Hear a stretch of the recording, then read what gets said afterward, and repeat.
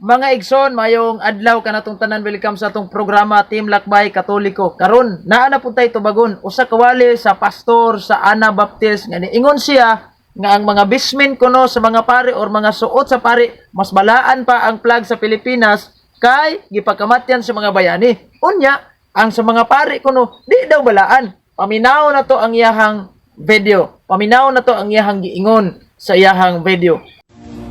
Guys, maayong adlaw sa tanan.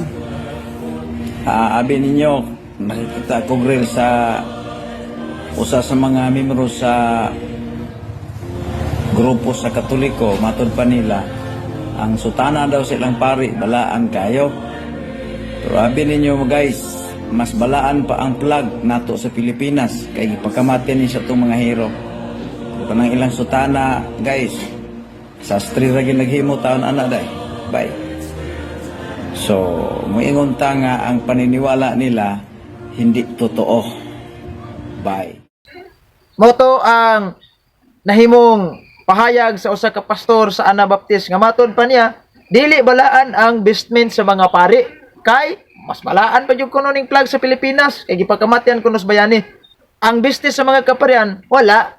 Mga igsoon, usa ni kadako kayong butang binuang. Nga naman, tungod kay ang mga kasuotan sa atong kaparian or business atong pari, usa gayud kana kabalaan. Naas Biblia sa Exodo kapitulo 28 bersikulo 2 padulong 4 ha, biblikal ang kasuotan sa atong mga kaparian.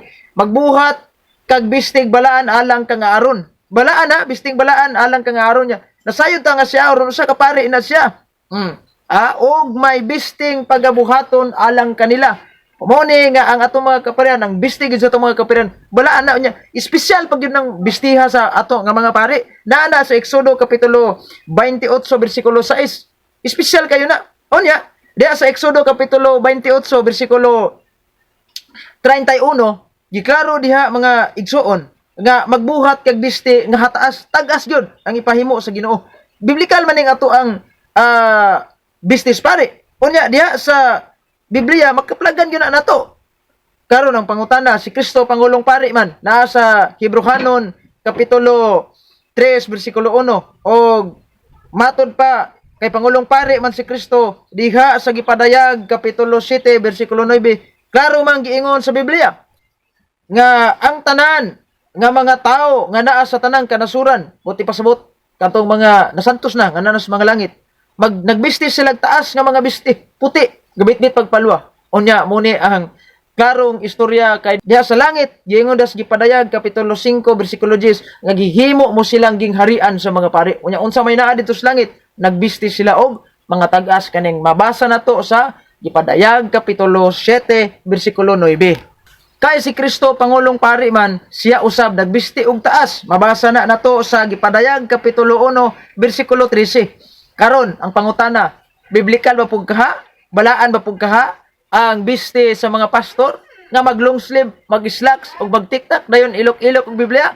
Asa kaha na sa Biblia gitudlo sa Ginoo? Mao nang klaro tin-aw tataw nga ang bisti nato sa mga kaparian biblikal og balaan kayon. Ang long sleeve, ang slacks, ang tiktak di gina balaan kay nganuman wala na mabasa sa Biblia o wala na gitudlo sa Biblia. Samot nagpagkapinan og ilok-ilok og Biblia nga pulang og libro. Ato usab nga ikorek ang giingon sa usa ka pastor nga ang flag ipakamatyan kuno sa mga bayani. Mali.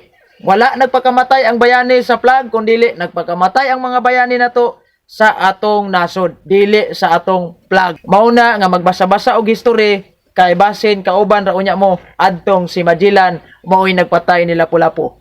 Usbon ako ang sanina sa atong mga kaparian, ang business sa atong mga kaparian biblikal, balaan, ug ang sa pastor, dili biblikal, ug dili balaan ang long sleeve, ang slacks, ug ang tiktak, pagkapinan, pagbiblia, nga piki.